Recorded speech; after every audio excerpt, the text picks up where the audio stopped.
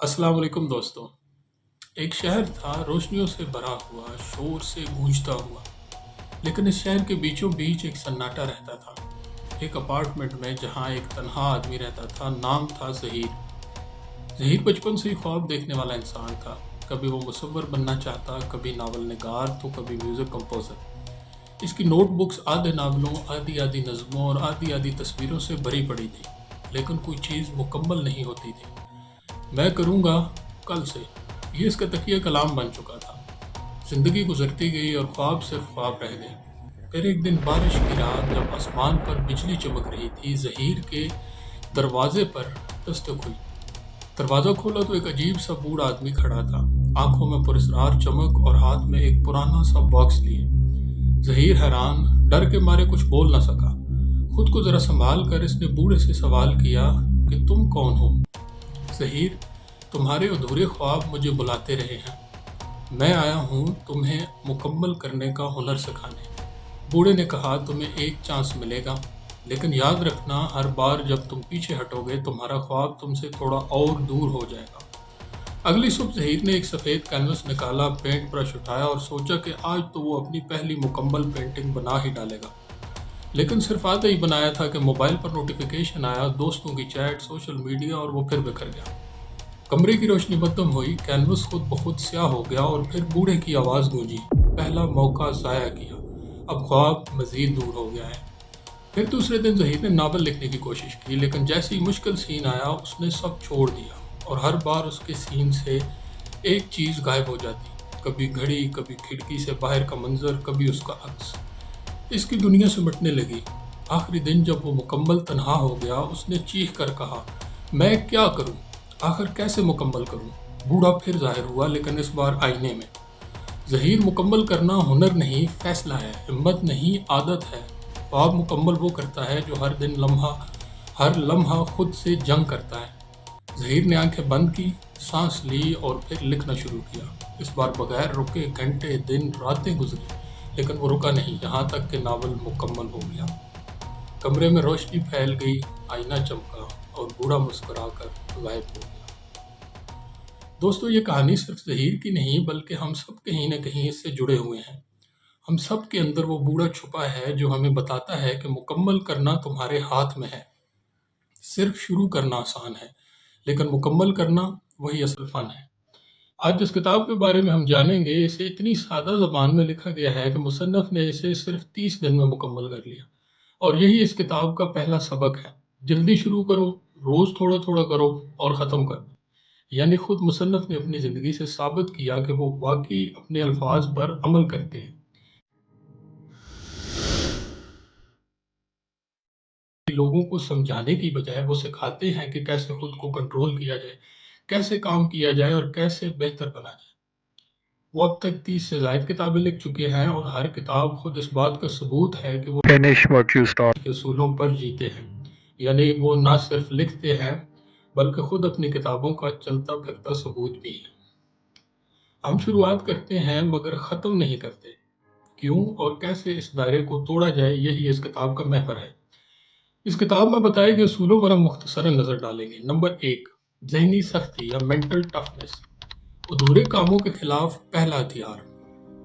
ये वो ज़हनी बर्दाश्त है जो इंसान को नाउम्मीदी, थकन और उलझन के बावजूद आगे बढ़ने पर मजबूर करती है। यानी जब जज्बात थका दें तब अक्ली फैसले और नज़्म ज़ब्त इंसान को बचाते हैं। मसलन अगर आप एक हफ्ता जिम जाना छोड़ दी, तो आपके जज्बात कहेंगे कि अब छोड़ ही दो, लेकिन ज़हनी सख्ती कहती है कि कल से दोबारा शुरू करो। नंबर 2, डिसिप्लिन ब मुकाबला मोटिवेशन।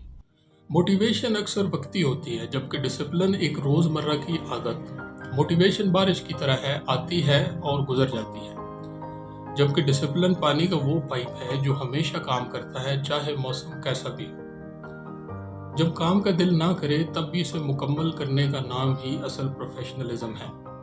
नंबर 3, जज्बाती बेताल्लुकी या इमोशनल डिटैचमेंट। अक्सर हम किसी काम को अपनी अना से जोड़ लेते हैं, जैसे ये काम अगर नाकाम हुआ तो मैं नाकाम हो जाऊंगा। ये सोच खौफ पैदा करती है और हमें काम अधूरा छोड़ने पर मजबूर करती है। मुसन्निफ सिखाते हैं कि काम को खुद से अलग करके रखें, بس ایک مشن سمجھیں، نہ کہ اپنی شناخت کا امتحان۔ نمبر 4، فیصلہ سازی کی قوت یعنی ڈسائسونیس۔ زیادہ سوچنا یا اوور تھنکنگ اکثر ہمیں کوئی کام شروع ہی نہیں کرنے دیتا۔ فیصلے پر شک نہ کریں، بس فیصلہ کریں اور اس پر عمل کریں۔ مثلاً اگر آپ کو کتاب لکھنی ہے تو کون سا ٹائٹل ہو، کون سا فونٹ ہو، کون سا پلاٹ ہو جیسے سوالوں میں الجھنے کی بجائے بس لکھنا شروع کریں۔ اختتام پر آپ کو خود بخود یقین آ جائے گا۔ نمبر 5، کام کو ٹکڑوں میں تقسیم کرنا یعنی چنکنگ۔